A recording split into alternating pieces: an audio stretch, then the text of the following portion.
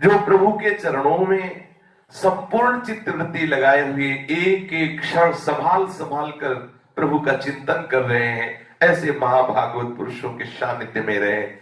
अपने पूज्य श्री राधा बाबा के सानिध्य में है इस समय, उठते बैठते चलते फिरते उन्हीं का चिंतन हो रहा है। ये महापुरुषों की कृपा होती है। भगवान की कृपा का सीधा स्वरूप है महापुरुषों से अपनापन होना, और महापुरुषों की कृपा का फल होता है कि सहज में चिंतन बन जाना। अब कोई क्षण ऐसा नहीं जिस समय राधा बाबा का चिंतन ना होता हो। अपने लोग सुन रहे हैं, उन्हीं का मनन कर रहे हैं, चिंतन कर रहे हैं, तो जो राधा बाबा के हृदय में, वो आने में अब संशय नहीं है, पक्का समझ लो। क्योंकि जो चिंतन होता है उसका प्रभाव हमारे हृदय में आता है। पूज्य श्री राधा बाबा की अमृत में वचन सुन के फिर उनके जीवन चरित्र का श्रवण करते हैं। बाबा कह रहे हैं, किसी अनुकूल वस्तु की सत्ता का जब अनुभव होता है तो हमारे हृदय में एक मांग होती है कि ये अनुकूल वस्तु मिल जाती, ये अनुकूल व्यक्ति मिल जाता, ये अनुकूल परिस्थिति मिल जाती, तो इसी का नाम है लोभ। ये भजन में बहुत बड़ा दोष है। जो भगवत भजन करना चाहते हैं उनको जैसी भी परिस्थिति प्रभु ने दी है उससे मांग ना करें प्रभु से। बहुत ही सूक्ष्म बात है कि अगर इस व्यक्ति का हमें सानिध्य मिल जाता, इस वस्तु का सानिध्य मिल जाता, ऐसी हमारी व्यवस्था होती तो बहुत बढ़िया भजन होता। बिल्कुल गलत बात, बिल्कुल गलत बात। जिस समय व्यवस्था नहीं थी तो मन कहता था अगर एक बाथरूम कहीं नजदीक हो, हमें कोई देखे ना, बस चुपचाप बाथरूम गए और पवित्र होकर फिर भजन में बैठ गए। अगर 2 रोटी कहीं बनी बनाई मिल जाती, मधुकरी मांगने न जाना पड़ता, तो अपने कमरे में रात दिन बैठे रहते। जितनी व्यवस्था की चाह थी उससे 100 गुना बढ़ के व्यवस्था है। और जो भजन की वृत्ति पहले थी वो ढूंढना पड़ता है कि वो है कहां, ढूंढने से भी नहीं मिलती। जो विरक्तता, जो तन्मयता, जो प्रभु के प्रति आर्त भाव खोजने पे नहीं मिलता। कभी साधक जिस परिस्थिति में है उससे बढ़कर परिस्थिति की मांग न करे, नहीं तो हो सकता है परिस्थिति की मांग मिल जाए, परिस्थिति बदल जाएगी। स्थिति यदि सुधारना चाहते हो तो परिस्थिति के सुधारने के चक्कर में मत पड़ो। तुम्हें जो परिस्थिति मिली, तुम्हारे प्रीतम ने तुम्हारे योग्य दी है वो परिस्थिति, उसी परिस्थिति में भजन कर लो। हृदय से कहता हूं, भजन के लिए किसी भी परिस्थिति की जरूरत नहीं। ठाकुर ने जो परिस्थिति दी बहुत मंगलमय परिस्थिति है। 12 वर्ष श्री स्नेह बिहारी के सामने एक शंकर जी का मंदिर है, वहीं एक कूड़ा वो समय से डाला जाता है पीछे अंधेरे में, वहीं बैठ के वो जब वहां जो भिक्षा मिलती और पाते ना, वो जो हृदय की दशा होती ना, एकांत अंधेरे में बैठे हुए सैकड़ों मच्छर बन बन कर उसमें जो प्रसाद पाते हुए जो रोना आता ना, वो एसी रूम में रोना नहीं आता, वो हीटर लगे उसमें रोना नहीं, उसमें तो याद ही नहीं आती है। उसमें तो और भी ये चटनी मिर्च संसारिकता की याद आती है। उस समय याद आता कब मिलोगे प्रभु, कब मुझ दीनहीन गरीब पर कृपा करोगे प्रभु। देखो जीवन निकला जा रहा, कब हर कवल में यही आर्त प्रार्थना होती, प्रभु मुझे दम से कब मिलोगे। कभी भी परिस्थिति बदलने की मांग साधक न करे। सच्ची कहता हूं, बुरा फंस जाओगे। परिस्थिति बदलने की मांग करना मानो अपनी साधना में आग लगा देना है। तुम्हें जो हरि ने परिस्थिति दी, बिल्कुल ठीक परिस्थिति दी है, तुम्हारे योग्य है। ये बहुत बड़ा दोष है जो साधक परिस्थिति की अनुकूलता की मांग करता है, परिस्थिति बदलने की मांग करता है। थोड़ा हम विचार करें, क्या वो वस्तु सचमुच बिना कहे हमारे भगवान कृपा करके हमें न दे देते यदि हमारे योग्य होती? हमारे भगवान कृपा करके हमें दे देते अगर हमारी योग्य होती, हमें परमार्थ में आगे बढ़ाने वाली सहयोगी होती। क्या हमारे भगवान को ज्ञान नहीं? भगवान को यह ज्ञान नहीं कि इसको ये आवश्यक वस्तु है, हम दे दे? बहुत सूक्ष्मता की बात है, ध्यान से सुनना। हम लोग यहीं फंसे हैं। ये हमारा बच्चा है, हमारा शरणागत है, हमारा जन है, इसको ये वस्तु हम दे देते हैं जिससे इसका बहुत बढ़िया भजन बन जाएगा, इसकी बहुत बढ़िया साधना बन जाएगी। क्या हमारे भगवान ये नहीं जानते? यदि वो जानते हुए हमें नहीं दे रहे तो सच्चा समझ लो कि वो हमारे भजन के नाश करने वाली मांग है जो मैं मांग रहा हूं कि हमें सुंदर व्यवस्था हो जाती, हमें एकांत मिल जाता। पक्का समझ लो, जिस परिस्थिति में हो भगवान ने तुम्हारी योग्य परिस्थिति तुम्हें दी है। जब बच्चा छोटा होता है तो उसे कितना दूध पिलाना, देखो भगवान कितने कृपालु हैं। माँ के स्तनों से उतना ही मीठा दूध निकलेगा जितना बच्चे को चाहिए, उतना ही गर्म निकलेगा। ये भगवान की व्यवस्था है। आप गर्म करके पियोगे तो उसमें धोखा हो सकता है, चीनी अधिक हो सकती है, अधिक गर्म हो सकता है, लेकिन छोटा बच्चा है वो बता नहीं सकता। तो माँ का जो वक्षा स्थल का अमृत है वो कितना, जितना मीठा चाहिए उतना ही, जितना गर्म चाहिए उतना ही, और जितने में पेट भरेगा उतना ही, इससे ज्यादा भी नहीं कि तू पीता रहे और बच हो जाए। कितनी उनकी व्यवस्था देखो, उनकी बच्चा आने के पहले व्यवस्था कर देता है ठाकुर, ठीक उसके बचने योग्य, ठीक उसकी पुष्टता की योग्य कर देता है। बच्चे को किस समय क्या चाहिए, कौन सा वस्त्र चाहिए, कौन सी भोजन की व्यवस्था चाहिए, ये माँ को पता होती है। बच्चे का सिर्फ काम है रोना। बच्चा तो भूख लगने पर रोता है, रोने के अतिरिक्त उसके पास और कोई साधन नहीं रहता। वस्तुतः हम जितने हैं सब हम प्रभु की दृष्टि में बच्चे ही हैं, किंतु भ्रमवश अपने को बड़े सयाने समझ रहे हैं कि हम बड़े चतुर हैं, बड़े सयाने हैं। हमें कौन सी वस्तु चाहिए, हमें किस वस्तु से परम मंगल विधान होगा, मेरे प्रभु जानते हैं। उपासक को चाहिए किसी वस्तु की इच्छा ना कर ले, किसी परिस्थिति की इच्छा ना कर ले, किसी परिस्थिति के परिवर्तन की मांग ना कर ले, नहीं तो साधना बाधित हो जाएगी पक्का। किसी वस्तु के परिवर्तन की भावना हमारे मन में उदय हो तो हम केवल प्रभु से कह सकते हैं। बस ध्यान देने की बात है, हमारे हृदय में ये बात है कि ऐसा होता तो ठीक, तो हम क्या करें? अगर बार बार मेरे मन में बात आ रही तो हम अपने प्रियाजू से कह देते, देखो प्रियाजू मेरे मन में बात आ रही है, उचित तो हो तो पूरी कर देना, ना उचित हो तो आप बिल्कुल हमारी बात मत मानना। सचमुच सचमुच अपनी हर बात अपने प्रभु के ऊपर छोड़ दो, हट मत करो। वो जो कर रहे हैं उसमें तुम्हारा परम मंगल है। हम परिवर्तन की भावना को भूल कर केवल रट लगा दें तो आपके जीवन में दो बातें आ जाएंगी। या तो हमें विस्मृति हो जाएगी उस मांग की, जो मांग रखी उसकी विस्मृति हो जाएगी, आनंद हो जाएगा, और या फिर उचित होगा तो हमें वो वस्तु मिल जाएगी जिससे हमारा भजन नष्ट नहीं होगा। पर हम हठ ना करें अपने प्रीतम प्रभु से, मांग रख दी और उनके ऊपर छोड़ दिया कि आप जैसा उचित समझे तैसा कर दें।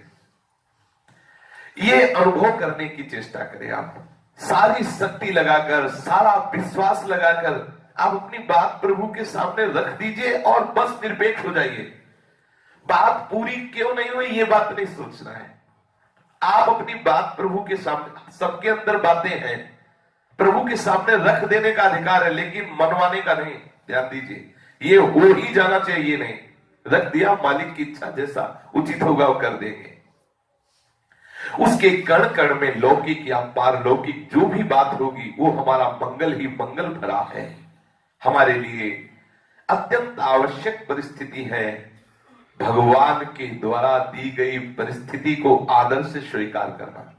हम साधक हैं, हम उपासक हैं, हमारे प्रीतम के द्वारा जो भी परिस्थिति दी गई उसको आनंद पूर्वक स्वीकार करें। हमारे प्रभु अपरिसीम करुणामय है, उन्हें ठीक पूरा पता है कि हमारे लिए कौन कौन सी परिस्थिति कब कैसी होनी चाहिए। ये साफ सोच समझकर उस परिस्थिति का पहले से ही मेरे प्रीतम ने निर्माण कर दिया है।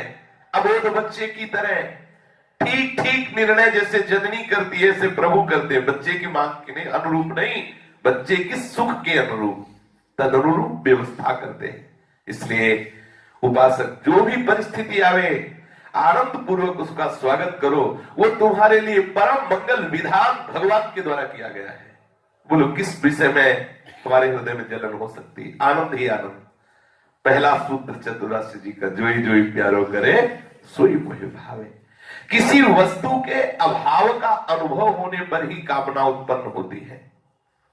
लोभ और कामना में इतना अंतर है कि लोभ उस वस्तु की सत्ता का अनुभव कराता है और परिवर्तन की मांग करता है। कामना वस्तु के अभाव की अनुभूति कराती है और उसकी पूर्ति की अपेक्षा रखती है। यहां भी भगवान के अनंत सौहार्द पर यदि हमारा सचमुच विश्वास हो जाए तो हमारे मन में आएगा कि क्या हमारे भगवान के पास किसी भी वस्तु की कमी है। बहुत ध्यान से सुनिए, यदि आप सच्चे भजन मार्ग में आगे बढ़ना चाहते हैं तो ये बहुत आवश्यक नींव है। बोलो, हमारे प्रभु के पास कोई वस्तु की कमी है, कोई परिस्थिति की कमी है? अनुकूलता ही अनुकूलता भरी उनके भंडार में। वे हमें क्यों वस्तु नहीं दे रहे, क्यों प्रतिकूल परिस्थिति दे देते हैं? जरूरी है मेरे जीवन में, वो जरूरी है।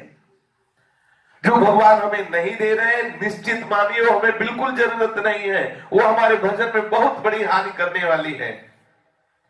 जो हमारे पास वस्तु है, सचमुच सचमुच केवल उसी की आवश्यकता है। जो नहीं है, सचमुच सचमुच उसकी आवश्यकता नहीं है। लौकिक ममता से पूरित मां अपने शिशु के लिए आवश्यक वस्तु की बिना मांगे बिना चाहे वो स्वयं चिंतन करके व्यवस्था करती है।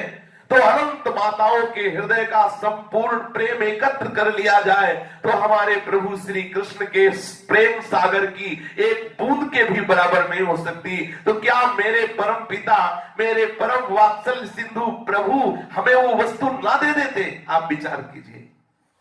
प्रभु की सौहार्द पर विश्वास करो। इस तरह वासना ये छीण करते चले जाओ, आप आनंद समुद्र में लीन हो जाएंगे।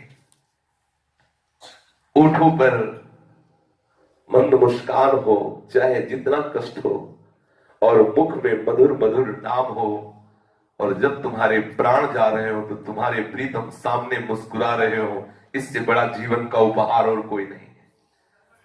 पूज्य श्री राधा बाबा कह रहे हैं, जीवन का उपहार क्या है? तुमने जीवन में जो किया उसका परिणाम क्या होना चाहिए? भयंकर कष्ट है लेकिन ओठों पे मुस्कुराहट है, और जिह्वा में प्रीतम का नाम है, और नेत्रों के सामने हमारे आराध्य देव मंद मंद मुस्कुराते हुए खड़े और प्राण निकल रहे। ये है जीवन भर की कमाई का फल। जब तक व्यवहार जगत में रहो, संपूर्ण साहस के साथ प्रसन्न चित्त होकर के प्रभु के हर विपत्ति विधान में मंगल भावना करो। देखो प्रभु तुम्हें कितनी कोमलता से स्पर्श कर रहे हैं। दर्शन करो प्रभु की कृपा का, प्रभु के मृदु स्पर्श का अनुभव करो। हंसते हंसते उनके हर विधान को सिर पर चढ़ाते चले जाओ तो तुम देखोगे अंत में तुम्हें ये इनाम मिलेगा कि तुम्हारे होठों पर मुस्कान होगी, जिह्वा पे नाम होगा और नेत्रों में तुम्हारा प्रीतम समाया होगा। तब तुम्हारे प्राण निकल रहे होंगे। ये महापुरुषों के अनुभव की बात है। यदि तुमने जीवन में प्रत्येक प्रतिकूलता, अपमान, निंदा, विपत्ति को प्रभु का कृपा प्रसाद समझकर सर चढ़ाते हुए हंसते हुए आगे परमार्थ में चले हो, तुम्हारे हृदय में ऊंचा से ऊंचा विश्वास का परमाणु भरता जाएगा, और अंतिम जीवन का परिणाम तुम्हारे जीवन में ये उदय होगा।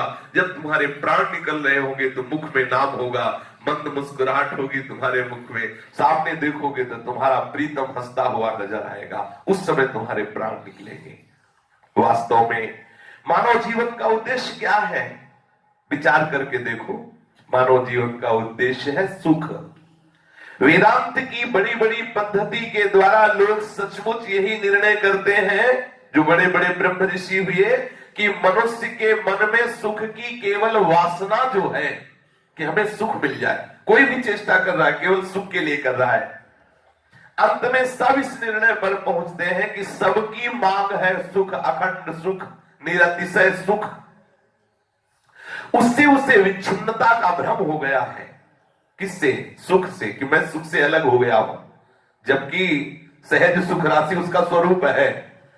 वो अंश है सुख समुद्र का, उसकी मांग है सुख, और ये मांग केवल भ्रम से हो गई। क्या? इस दुख वाले संसार और दुखालय शरीर को अपना स्वरूप मान करके उस सुख की खोज कर रहा है, यही भ्रम है। भ्रम हट जाए तो सुख स्वरूप ही है, क्योंकि जो ईश्वर का अंश जीव है वो सुख की राशि है। ईश्वर आनंद सिंधु है, आनंद सिंधु का अंश भी आनंद सिंधु है। इसकी मांग आनंद सिंधु ही है, विषयों से पूर्ण होने वाली नहीं। जिस क्षण से सुख दुख का अनुभव करने वाली हमारी बुद्धि ये जागरूक हुई और जगत में लगी, शरीर में लगी, तो आज तक इसकी सारी चेष्टाएं केवल सुख भोगने के लिए है। देख लो सबकी। लेकिन इसकी मांग ये लौकिक सुख नहीं, सच्चिदानंद सुख है। निरतिशय सच्चिदानंद में सुख में डूबना चाहता है, इसलिए कहीं किसी को विश्राम नहीं है। हर भोग भोगने के बाद अशांति, अतृप्ति, और भागो और भागो, पूरा जीवन व्यतीत हो जाता है शब्द स्पर्श रूप रस गंध का भोग करते हुए। लेकिन ये नहीं होता कि अब कछुनाथ न चाहिए मोरे। क्यों? क्योंकि उसकी मांग है सच्चिदानंद सुख और खोज रहा है दुखालय संसार में। ये जितने भी जगत के तुम्हें सुख दिखाई दे रहे हैं सब कल्पित सुख है नहीं, कल्पित, बनावटी, माया के द्वारा रचित, इनकी सत्ता नहीं है। कदाचित इस स्थिति से हम थोड़ा ऊपर उठ सकते हैं। देखो, तुम अपना सारा विवेक बटोरो और अपने आराध्य बना लो श्री कृष्ण, साध्य बना लो श्री कृष्ण, तो तुम देखोगे कि तुम्हारी जो मांग है वो पूरी हो गई।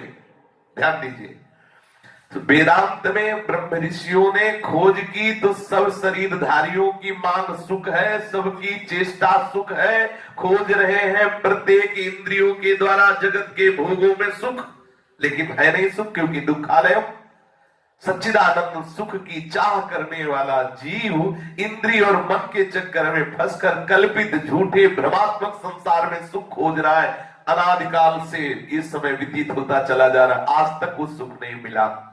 पूज्य राधा बाबा कह रहे हैं तुम थोड़ा अपना सारा ज्ञान बटोरो, बटोर करके ये निश्चय करो कि हमारा लक्ष्य श्री कृष्ण प्राप्ति है, क्योंकि हमारे अंदर जो सुख की मांग वो श्री कृष्ण से पूर्ण होगी, संसार के भोगों से नहीं। अपना साध्य तत्व बना लो श्री कृष्ण, शेष देखो सब आनंद ही आनंद हो जाएगा। आप इतना करो। होता क्या है, हम श्री कृष्ण को साधन बना लेते हैं। अगर कहीं सत्संग भी मिला तो हम श्री कृष्ण को साधन बना लेते हैं और साध्य बना लेते हैं भोगों को। हे बिहारी जी, आप ऐसी कृपा कर दो ऐसा काम बन जाए, तो बिहारी जी हो गए साधन, और जो काम बनना हो हुआ साध्य। भोगों को साध्य बना लेते हैं और ठाकुर को साधन बना लेते हैं। आज तक सचमुच सचमुच पृथ्वी के सर्वाधिक सुखी प्राणियों में वही सबसे अधिक सुखी है जिन्होंने श्री कृष्ण को साध्य बना लिया, जिन्होंने श्री कृष्ण को ही अपना सर्वस्व मान लिया।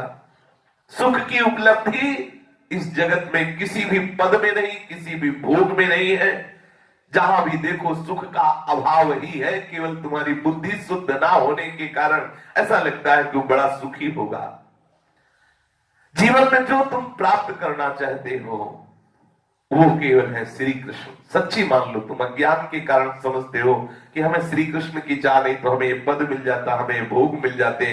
तुम्हारी चाह सुख है और वो केवल श्री कृष्ण से पूर्ण होगी। देर सवेर तुम्हें इस धरातल में आना पड़ेगा, तो काहे को समय बर्बाद कर रहे हो। आप आज इसी क्षण निश्चय करो कि हमारे सुख की मांग केवल श्री कृष्ण से पूरी होगी, किसी व्यक्ति से नहीं, किसी वस्तु से नहीं, किसी पद से नहीं, किसी लोकांतर से नहीं, तो भटकना बंद हो जाएगा। श्री कृष्ण को साध्य तत्व बना लो। श्री कृष्ण के अतिरिक्त जो भी तुम्हें प्रतीत हो रहा है, ये धन जन परिवार भोग आदि, इसे साधन बना लो, साध्य बना लो श्री कृष्ण को, तो तुम सच्चे सुख का अनुभव कर लोगे। या उल्टा हो रहा है, साध्य बना लिया धन जन परिवार और सांसारिक सुख को, साधन बना लिया श्री कृष्ण को। आप अपने जीवन का विश्लेषण करके देखें, आज तक सुख पाने का सतत प्रयास करने पर भी क्या तुमने उस सुख का अनुभव किया? क्या तुम सुखी हुए? आजीवन सुख के लिए निरंतर प्रयत्न करते रहने पर भी, आजीवन सुख की चाह पोषित रखकर भी, आज वर्षों वर्षों तक सत्संग भजन करके भी क्या तुम सुखी हुए? नहीं। ऐसा क्यों? सच्चे हृदय से अगर हम पूछेंगे तो आपको ये स्पष्ट दिखेगा कि श्री कृष्ण अभी हमारे लक्ष्य नहीं बने। इसलिए हृदय से देख लो, हृदय से हमारी कल्पना से प्रसूत जो सुख की वृत्ति है, ये सूक्ष्मता में जाइए। हे श्री कृष्ण, आप हमारे हैं, ये भी चाल है किसी वासना की पूर्ति के लिए, किसी सांसारिक चाह की पूर्ति के लिए, किसी अनुकूल परिस्थिति के मांग के लिए। ये अंदर की बात है।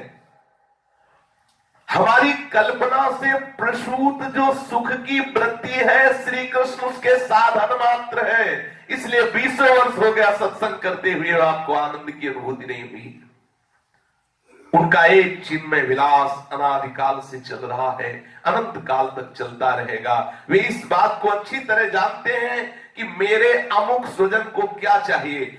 श्री कृष्ण के निर्णय में कभी भ्रम का प्रवेश नहीं हो सकता, तुम्हारे निर्णय में हो सकता है। आप जैसे कह देते नहीं हमारे अंदर तो भगवत प्राप्ति की इच्छा है, हम तो चाहते हैं अभी भगवान मिल जाए, हमसे तुम कह सकते हो, लेकिन प्रीतम से वो अंदर है कि तुम्हारी बात देख रहे कि तुम्हारे अंदर कितनी चाह। जब सब चाह मिट कर केवल एक चाह रह जाएगी कि श्री कृष्ण चाहिए, श्री कृष्ण, तो दूसरा सेकंड नहीं लगेगा, श्री कृष्ण की अनुभूति हो जाएगी। पक्की बात समझ लीजिए, जिस क्षण तुम्हारे हृदय में एक चाह केवल रह जाएगी, दूसरी चाह नहीं होगी, तो दूसरा सेकंड नहीं लगेगा, श्री कृष्ण मिल जाए। किसी की गवाही की, किसी की साक्षी की जरूरत नहीं, क्योंकि वो सबके हृदय के साक्षी हैं। वो सब कुछ एक एक सेकंड की बात जान रहे हैं। जैसे हम अपने बच्चों के लिए निर्णय कर लेते हैं, तुरंत उनकी इच्छित वस्तु उन्हें देने का संकल्प हमारे मन में आ जाता है, व्यवस्था करने का प्रयत्न करते हैं, ठीक ऐसे ही हमारे प्रभु हमें बहुत प्यार करते हैं। हम प्रभु को चाहते ही नहीं, प्रभु से चाहते इसलिए दे रहे हैं। और दोष लगाते हैं कि इतने दिन हो गए सत्संग करते, इतने दिन हो गए भजन करते, भगवान क्यों नहीं मिलते। बेईमानी की बात है, तुम भगवान से मिलना नहीं चाहते। अगर अंदर की बात है तो अंदर की बात से तुम देख लो, हमारे प्रभु अंदर की बात बहुत सूक्ष्मता से देख रहे। पूज्य राधा बाबा कह रहे उनके निर्णय में भ्रम नहीं हो सकता कि तुम मांगो भगवान और वो दे दे, तुम्हें संसार ऐसा आज तक नहीं हुआ, कोई भक्त के जीवन में ऐसा नहीं हुआ। अगर आप प्रभु को साधन बना के साथ संसार के भोग मांग रहे हो, तभी तुम्हारी इच्छा पूर्ति नहीं हो रही कि भगवान मिल जाए। जिस दिन केवल एक इच्छा रह जाएगी, हमारे प्रभु ऐसे कर्कश कठोर निर्दयी नहीं है। जिस समय अपनी थोड़ी सी स्मृति आई गोपिकाओं को, तो ठाकुर अंतर ध्यान हो गए। भागवत उठा के देख, थोड़ी सी स्मृति आई, मैं बड़ी सौभाग्यशालिनी हूं। श्री कृष्ण स्मृति से अलग, मैं बड़ी सौभाग्यशालिनी हूं त्रिभुवन की स्त्रियों में। एक इसी वृत्ति में श्री कृष्ण को अंतर ध्यान कर दिया। और जिस समय केवल श्री कृष्ण की वृत्ति रह गई, रुदु सुस्तरम राजन कृष्ण दर्शन लालसा, केवल कृष्ण दर्शन, न त्रिभुवन की स्त्री, न मैं, केवल कृष्ण। तो तासा माविर्भूत और इसमें मान मुखाम्बुजा पीतांबर धरा श्री साक्षात मन्मथ था। तुम्हें बहुत प्यार प्रभु करते हैं, उनके प्यार पे संशय मत करो। तुम जो जो मांगे कर रहे हो वही तुम्हारे सामने आ रही है। उनमें भी जो तुम्हारे योग्य है, तुम श्री कृष्ण की मांग नहीं कर रहे। अगर श्री कृष्ण की मांग करते तो श्री कृष्ण मिल गए होते। इतने वो निर्दयी नहीं है, सच्ची मांगिए। पर वो श्री राधा बाबा कहते हैं, और बड़े बड़े और उनकी स्वयं की मांग अनन्यता है। अन्य अगर है तो बात नहीं, इतना भी अन्य पसंद नहीं उनको, पूर्ण अनन्य। प्रेम में अनन्यता, प्रेम गली अति सांकरीता में दो न समाए। दो नहीं, दो प्यार एक जगह नहीं देते, प्यार एक ही रहता है। वो सबको मिला के एक कर देता है। किस वस्तु की चाह पूरी होते ही दूसरी वस्तु की चाह प्रकट हो जाती है, तो क्या वो हमें वहां विश्राम मिला, सुख मिला? नहीं मिला। सुख तो वही है जिसके मिलने के बाद कोई चाह प्रकट ना हो। वो सुख केवल श्री कृष्ण से है। मान जाओ मेरी बात, ये नवीन नवीन सुख भोगने की अभिलाषा छोड़ दो, चाहे जीवन भर मर जाओ तो भी उसमें सुख नहीं है। लौटो, अपनी मांग को बदलो, अपनी भोग चेष्टा को बदलो। नहीं संसार में सुख है, एकमात्र श्री कृष्ण में सुख है। ये मांग की पूर्ति का क्रम जब से सृष्टि हुई तब से चला आ रहा है, अभी तक पूर्ति नहीं हुई। छोड़ो, इसमें नहीं है सुख। ये मांग करते जाओगे, भोग मिलते जाएंगे, भोगते जाओगे, वासना बढ़ती जाएगी, मरोगे, फिर जन्मोगे, फिर वही क्रम चलता रहेगा। बंद करो, ये क्रम ही बंद कर दो। चाह करो श्री कृष्ण की। जैसे दूर स्थित मित्र को हम याद करते हैं तो उसकी मानसिक मूर्ति हमारे सामने आ जाती है। उसका शरीर यहां से बहुत दूर किसी अन्य स्थान पर होने के कारण नहीं दिखता, परंतु मानसिक मूर्ति आ जाती है। परंतु श्री कृष्ण में ये बात नहीं है। श्री कृष्ण दूर नहीं है, जहां तुम चिंतन कर रहे हो उससे भी नजदीक श्री कृष्ण है। सही पूछो तो अपने से भी नजदीक श्री कृष्ण है, अपने से भी नजदीक, क्योंकि हमने अपने को शरीर माना है। बहुत नजदीक प्रभु है। प्रभु और प्रभु का स्मरण, प्रभु और प्रभु का नाम, ये दो बात नहीं, पहले बैठा लो दिमाग में। प्रभु और प्रभु का स्मरण दो बात नहीं। अगर चल रहा है स्मरण राधा राधा राधा, तो स्वामिनी जो है आपके स्मरण में, स्वामिनी जो आ गई है, जिस समय हम प्रभु की मूर्ति अपने मानस पटल पर लाते हैं, उस समय वो पूर्ण रूप से प्रभु हमारे मानस पटल पर आते हैं। वो बोलते इसलिए नहीं कि हम उन्हें चित्र मानते, उन्हें कल्पना मानते, उन्हें भावना मानते, उन्हें हम साक्षात नहीं मानते। अगर साक्षात मानने लगे तो हमसे बात भी करने लगेंगे। थोड़ी देर हम उस भावना में, उस कल्पना में डूबते और मानते हैं तो चित्र है ये तो ऐसा, और हम काम में लग जाते हैं, दूसरी बातों में लग जाते हैं। यदि ठीक से कोई एक भी लीला का चित्र बांधकर मन को उसमें डुबाए रखे और उसी भावना की मूर्ति में देखें, तो आप देखेंगे प्रभु प्रकट हो जाएंगे। क्योंकि प्रभु कोई ऐसी जगह ले जाना हो, तो तुमने जो चित्र में भावना की, तो प्रभु वहां भी तो है, और आप दृढ़ भावना कर लो। जब तक मन नहीं लगाएंगे तब तक मैं भगवान को जानता हूं, ये कहना बनता नहीं। जरा सोचे, धन चाहने पर मन उसमें कैसे लगता है। कौन सी युक्ति मन लगाने की हमने किसी से पूछी थी कि भाई धन कैसे मिलता है, उसकी युक्ति बताओ, सब युक्ति आने लगती है। मन स्वाभाविक गति से लग जाता है, क्योंकि मेरे अंदर पहले धन की चाह आई, बाद में सब युक्तियां आ गई। ऐसे ही यदि आप भगवत प्राप्ति की चाह करेंगे तो सारी युक्तियां आपको भगवान दे देंगे। कैसे कैसे मन लगाया जाता है। अच्छा, धन तो चाहने मात्र से मिलता नहीं, उसके लिए तो उद्योग करना पड़ता है, लेकिन भगवान केवल चाहने मात्र से मिल जाते हैं।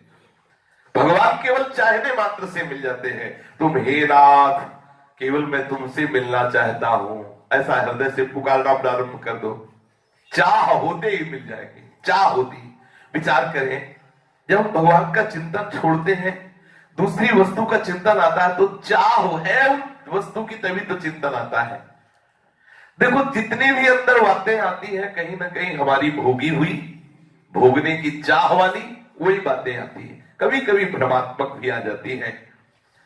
प्रभु से अधिक मूल्य तुम जिस वस्तु का रखोगे, जिस व्यक्ति का रखोगे, जिस सुख का रखोगे, वो तुम्हारे दिमाग में आएगा। यदि तुम ऐसा भावना करो कि श्री कृष्ण से बढ़कर कुछ नहीं है, तो धीरे धीरे सब हटना प्रारंभ हो जाएगा और श्री कृष्ण ही रह जाएंगे। तो भगवत स्मरण की चेष्टा में त्रुटि मत होने दो। मेरी प्रार्थना मान लो। तुम निश्चय करो कि हम भजन में त्रुटि बर्दाश्त नहीं करेंगे, हम भजन में त्रुटि नहीं होने देंगे। कम से कम इतना नियम बना लो कि 5 मिनट का मंत्राय कभी नहीं होने देंगे अपने जीवन में। 5 मिनट भूल गए भगवान को, ऐसा कोई दिन नहीं होने पाएगा। ऐसा नहीं, या तो घंटों निकल सकते हैं। आप अपने भजन की जो शैली है उसमें देखें, क्या कभी ऐसी भी बात होती है कि आप कई मिनट हो गए आप भगवत स्मरण नहीं किए? यदि ऐसा है तो सावधान हो जाओ। ऐसा नियम बना लो कि 5 मिनट भी भगवत विस्मरण में नहीं जाने पर, 5 मिनट, चलो ऐसा नियम बना लो कि 5 मिनट से छठा मिनट ना होने पाए। अगर 5 मिनट होने वाला है तो एक बार बोल लो राधे श्याम, तो वो 5 मिनट सार्थक हो जाएंगे। ये ना होने पाए कि 5 मिनट हो गए, हमने एक बार भी भगवत स्मरण नहीं किया। बोलो इसमें क्या कठिनाई है? केवल मन की लगन होने से काम हो जाएगा। मन का स्वभाव है बदमाशी करना, पर इसमें एक बड़ा सुंदर गुण है, ये जिस चीज में लगा दो और एक बार लग जाए तो ऐसे पकड़ लेता है कि उसे छोड़ना नहीं चाहता। अनादिकाल से हमने इसे संसार में लगा दिया है, इसने संसार को पकड़ लिया है, अब ये संसार छोड़ना नहीं चाहता। इसमें इसकी गलती नहीं, इसमें हमारी गलती है, हमने इसे संसार पकड़ा दिया। एक बार दृढ़ता से इसको संसार से हटाकर प्रभु में लगाने की चेष्टा करो। एक बार प्रभु को इसे पकड़ा दो, एक बार पकड़ लिया कभी नहीं छोड़ेगा। इसका स्वभाव है, जिसे पकड़ लेता नहीं छोड़ता। हमारी इच्छा की कमी है। 5-5 मिनट में भगवत स्मरण का अभ्यास कम से कम कर लो 24 घंटे में, कि छठा मिनट ऐसा नहीं होगा जिसमें हो गया कि 5 मिनट हो गए हमने भगवत स्मरण नहीं किया। यदि आप चाहते हैं कि इसी जन्म में हमें भगवत प्राप्ति हो, तो 5 मिनट से आगे आप कभी भी, एक तो 5 मिनट होना बहुत बड़ी बात है, जी नहीं सकते उपासक जन। 5 मिनट हो गए भगवत स्मरण नहीं हुआ। पर प्रारंभिक साधन में जो विषय में लगे हुए उनके लिए कि अगर ऐसा भी नियम बना लो कि 5 मिनट में एक बार ही चाहे बोले राधा वल्लभ, लेकिन हम खाली नहीं जाने देंगे 5 मिनट भगवत स्मरण के बिना। हम देखेंगे कि प्रत्येक दिन हमारी भूल में कमी होने लगेगी। धीरे धीरे धीरे भूल बंद हो जाएगी। धीरे धीरे आप देखेंगे 5 मिनट की स्मृति के बहाने अखंड स्मृति आ जाएगी। 5 मिनट स्मृति के बहाने अब आपको भय लगेगा कहीं 5 मिनट में भूल न जाए, तो जिनका स्मरण करना चाहते हो हर समय स्मरण आने लगेंगे तो अखंड स्मृति आ जाएगी। कोई कह सकते हैं मन नहीं लगता, सो मन तो लगाने से लगता है। इसका एक उपाय है, 24 घंटे हम नियमित अपनी दिनचर्या बना लें। इतनी देर तक अमुक कार्य करेंगे, इतनी देर तक अमुक कार्य करेंगे, इतनी देर में उठना है, इतनी देर शयन करना है, ऐसा ऐसा एक दिनचर्या बना ले। साधक की दिनचर्या होनी चाहिए, बिना दिनचर्या के पशुवत आचरण नहीं।